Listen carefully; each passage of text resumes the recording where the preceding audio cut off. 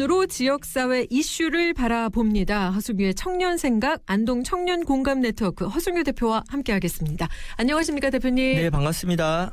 올해 3월부터 대통령 탄핵과 조기 대선을 앞두고 역대 대통령 선거에서 경북 도민들의 선택을 살펴보고 있는데요. 이승만, 박정희, 노태우 거쳐서 김영삼 정권 시기까지 다루었는데 오늘은 어떤 주제를 준비해 주셨을까요? 네, 원래 지난주에 이어 97년 대선 이야기를 준비했었는데 최근 경북 북부 지역 산불 재난으로 오늘 산불 재난 이야기 말씀드리고자 합니다. 산불로 희생된 주민들의 명복을 빌면서 피해 주민들과의 만남을 토대로 오늘 방송 준비했습니다. 산불 재난 이후에 우리 허승유 대표님은 어떻게 지내고 계실까요? 네, 지난 화요일 오후에 제가 살고 있는 안동 원도심 방향으로도 불길이 오고 있어서 네. 대피령 떨어져서 저도 처음으로 피난짐을 싸기도 했었고요. 예.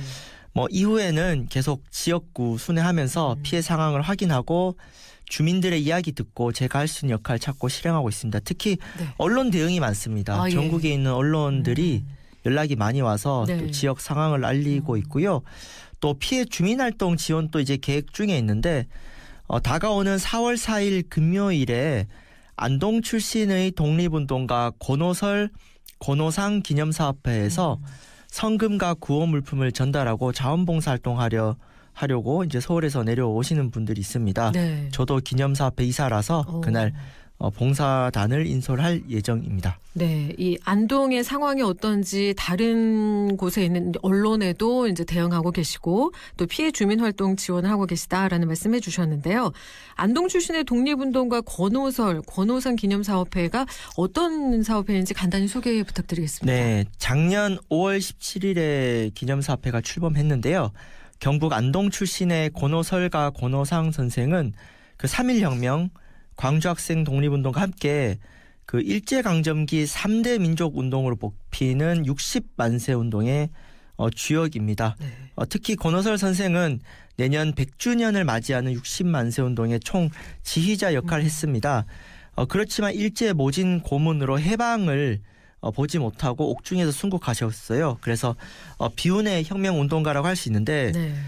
특히 권오설 선생님은 지금으로부터 100년 전에 1925년에 조선에 큰 수해가 났을 때 조선 기근 구제해를 중심으로 동료들과 함께 수해 피해자 돕기에 발벗고 나섰습니다. 예. 당시의 경문 제목이 수재민가 응급대책 열렬한 동포애로 상부상조하라 였거든요. 네. 그래서 기념사업회는 그 정신을 이어 산불 피해 복구에 나섰는데 저희 사업회 말고도 이미 각계각층 시민들의 자원봉사 활동이 네. 피해 주민 지원에 큰 보탬이 되고 있고요. 자리가 없다고 합니다. 봉사센터에 네. 문의해 보니까 다시 한번 감사드립니다. 네, 이렇게 다양한 활동을 하면서 피해 주민들을 많이 만나셨을 텐데요. 이렇게 만나보시면서 올라온 생각들이 있으실 것 같은데 어떠신가요? 네, 우리가 코로나를 겪으면서 네. 재난은 결코 평등하지 않다는 것을 절감했죠. 네. 자가격리부터 돌봄까지 사회 경제적 위치, 그러니까 가난한 사람일수록 방역의 무게가 달라지는데요. 이번 산불 재난도 그렇습니다. 산지가 많은 지역은 대부분 농산어촌이며 네. 인구가 적고 노인 비율이 높아요. 희생된 이들도 대부분 농산어촌의 노인들이었고 네. 특히 우리 어르신들 혼자서 신속하게 대피할 수 없는 분들이 많아서 재난에 가장 취약한 이들이 사회적 약자라는 것을 다시 확인할 수 있었습니다. 네, 이번 산불 정말 고령자 피해가 컸는데요. 재난 상황에서 이 고령자 등 교통 약자가 취약한 상황임이 분명히 드러났습니다. 네, 그렇죠. 특히 제가 살고 있는 강남동 아파트에서 대피령이 떨어졌어요. 그때 네. 막 정전이 되니까 네. 엘리베이터 사용을 하지 말라고 방송이 나왔는데 그렇죠. 저는 9개월 전에 자차가 생겼습니다. 예. 긴급한 상황이었지만은 15층에서 1층까지 걸어 내려가서 강 건너 본가로 대피하기에는 충분했습니다. 그런데 저희 지인의 할머니가 인근 아파트 15층에 혼자 살고 계셨어요. 15층에서 걸어서 내려오시려면 만만치 않을 것 같은데 연세가 어떻게 되셨을까요? 네, 80세 이상 어르신이었고 예. 아무래도 걸어 내려오기 힘들었을 것이고 네. 설령 내려갔어도 그 자욱한 연기 속에서 택시 잡고 이동하는 게 쉽지 않았을 거거든요. 네. 근데 그나마 동사무소에서 동네 구석구석을 돌면서 이동이 불편한 노인들을 실어 날랐기 때문에 네. 강남동 주민 피해는 없었습니다. 예. 근데 여하튼 농촌 지역일수록 교통이 불편한데 교통약자 비율은 높죠. 네. 네, 교통 불평등이 곧 지역 불평등이라고 할 수 있는데 근데 우리 사회의 어르신 교통 기본권은 고령자 면허 반납이라든가 무료 버스 정책에 머물고 있어요. 그래서 좀 해외 사례를 참고해서 뭐 안전장치 지원이라든가 시니어카 서포트카라든 이동수단 지원, 뭐 한정 면허 제도, 뭐 수요 응답형 교통 같은 좀 다층적인 정책이 요구됩니다. 네. 뭐 이런 얘기하면 긴급한 재난에 비추어 좀 한가해 보일 수 있지 않느냐인데 근데 재난과 위험도 다층적이거든요. 이게 가벼운 수준도 있고 높은 수준이 있지 않습니까? 네. 그렇기 때문에 어르신 이동권에 대한 전반적인 개선 자체가 전반적인 재난 대응 역량을 높이는 것이고 또 일상적인 이동권을 보장한다. 그래서 이번 사태를 통해서 어르신 이동권 문제를 다시 한번 살펴볼 수 있었습니다. 네, 저도 한 SNS에서 봤는데 어르신들을 이동시켜 드리기 위해서 한 이장님이 이렇게 다니시다가 결국 본인 집은 다 타버렸다. 뭐 이런 얘기도 있긴 있더라고요. 네, 그렇죠. 그래서 그런 예. 어떤 부담을 이동의 네. 부담을 좀 골고루 나눠서 예. 하면 좋겠죠. 네, 이번 일을 통해서 이런 개선이 좀 필요할 것 같다는 생각이 드는데 이번 산불로 한 마을이 통째 사라진 경우도 있는데 재난이 지방 소멸을 가속화시킨다 이런 얘기가 나오고 있습니다. 네, 제가 임하면에서 마을 전체가 거의 타버린 주민의 울분에 찬 이야기를 들었습니다. 참 네. 가슴이 아팠는데요. 네. 마을이 오래 유지되면 좋겠는데 자기 집이 타버린 어르신들 가운데 누가 자기 돈을 들여서 새로운 집을 마을에 지을 수 있겠냐. 네. 다른 지역으로 이주하거나 요양원으로 가시게 되면 결국 마을 전체가 사라지지 않겠냐고 한탄하셨는데요. 네. 그 지금의 농촌과 지역 현실을 고려하면 산불로 탄 집을 새롭게 지을 수 있는 개인적인 공동체적인 역량이 좀 부족하고요. 좀 더 젊은 60대 부부도 말년을 농촌에서 보내고자 10년을 공들인 주택이 모두 전소되었습니다. 네. 이분들 말씀이 재난으로 인한 보상 금액하고 실제 집을 지었던 금액이 너무 차이가 나면은 이사를 갈 수도 있지 않겠냐. 그래서 빨리 실태 조사와 보상 금액을 파악하고 싶다고 하셨는데 그 최근 안동시에서 임시 주거용 조립주택 지원 접수를 받기 시작했어요. 예. 계속 체육관에 머물 수 없으니까 임시 주거용 조립주택 필요합니다. 그런데 이후에 주민들의 지속 가능한 주거는 불확실하기 때문에 저는 개별적인 주거 지원 보상이 한계가 있다면 좀 공동주택 형식으로 이주 대책을 고민해 볼 필요가 있고요.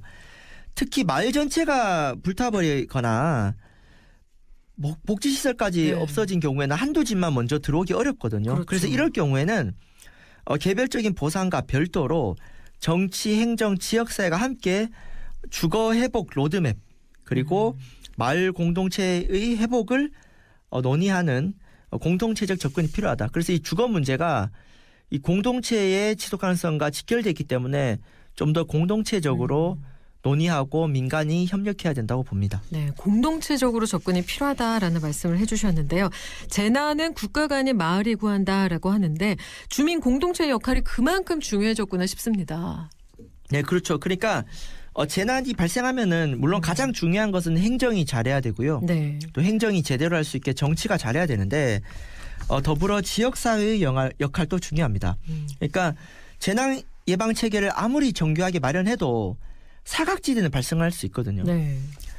이러한 공백을 이웃 공동체가 채울 수 있다는 것이 이번에 확인되었는데 전기와 통신이 마비된 마을들이 있었습니다. 네. 이때 이웃 주민을 대피시켰던 것은 평소에 알고 지낸 이웃과 공무원이 직접 집으로 찾아오게 가능하고요. 네. 또 제가 만난 이마면의 50대 남성은 본인 집도 피해를 입었는데 예. 이웃 어르신을 대피시켰어요. 그렇죠. 이때 어르신이 자식들이 온다고 기다리려고 막 하셔서 막 예. 실랑이를 벌여가지고 예. 이제 안전한 곳으로 이동시켰는데 재난에서 사람은 구하는 것은 국가가 아닌 마을이라고 했지 않습니까? 네. 제가 단순히 이게 미담 차원이 아니라 주민 공동체가 잘 살아야 또 재난 대응과 예방 체계도 튼튼해진다는 것이고요. 그리고 재난 대응뿐만 아니라 지금부터가 중요하죠. 재난 이후가 마찬가지인데 이 재난이 하루하루 급변하는 상황에서는 행정의 대응이 늦을 수가 있습니다. 네. 예를 들어 지금 체육관에 대피소가 지정돼 있거든요. 그렇죠. 근데 이제 산불이 좀 진화가 되면서 좀 마을 가까이에 대피소가 늘어나는 추세입니다. 네. 근데 그게 지정받기 전에 남선면의 그 외할이 마을 해관에 가니까 여성 어르신들이 335 모여서 숙식을 해결하고 있었어요. 예. 근데 이게 대피소 지정이 안 되니까 식사 지원이 안 되는 거거든요. 아, 지정이 돼야지만 식사를 지원을 해주시는 거군요. 네. 예. 근데 아마 지금 제가 알기로는 이거를 지금 시에서 논의하고 있는데 네. 이렇게 행정의 속도가 조금 느릴 수가 있잖아요. 그렇죠. 시간차가 생기는데 네. 이런 상황에서도 주민들끼리 335 서로 챙기고 돌보는 장면 그리고 이때 농협에서 자체적으로 먹을거리 좀 갖다 줬습니다. 아, 예. 뭐 행정 기다리기 전에. 그리고 인근에 막 주민들이 집에서 반찬 네. 가져오고 해가지고 네. 어떻게든 그 며칠을 버티고 있었거든요. 네. 그래서 주민 공동체와 함께 재난 대응과 재난 이후 회복을 세심하게 소통하는 일이 중요하다. 이것은 실제 문제 해결을 위해서도 중요하고요. 네.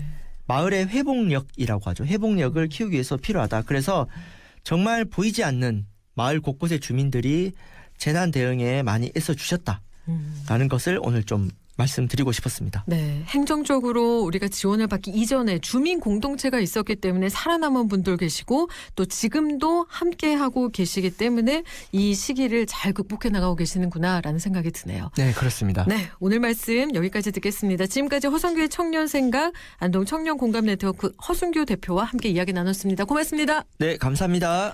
라디오의 1부 여기까지고요. 잠시 후 2부에서 뵙겠습니다.